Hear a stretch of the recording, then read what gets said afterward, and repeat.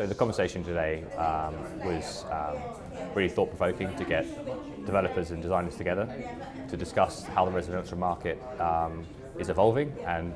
the new unique items which we need to include in our future design and development, including amenities, and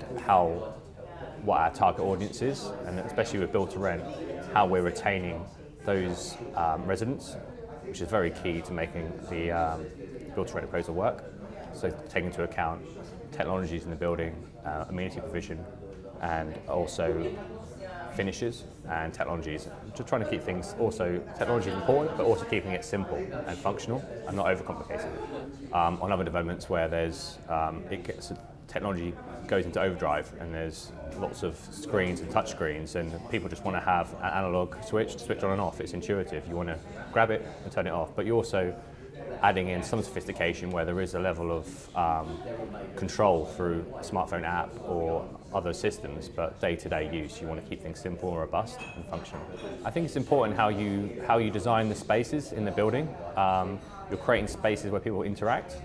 but it's important those spaces cater for different personalities and requirements. So people might want an intimate space,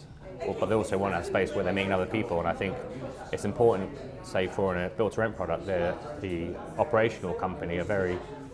creative around events that they create to try and create interaction between people, and having flexible spaces in a building which can be repurposed and used for different events is really important. So I think one of my key takeaways today was around collaboration between developers and designers, and I think taking King's Cross as an example, it's a great example where you have 67 acres where you can control and compose the various uses and public realm spaces to really have that quality of public realm and creates that destination and that sense of place.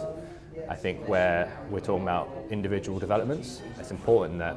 developers are collaborating with one another to see how they can create synergies between the developments so they talk to each other and try and emanate that sense of connection and quality of space. It was a great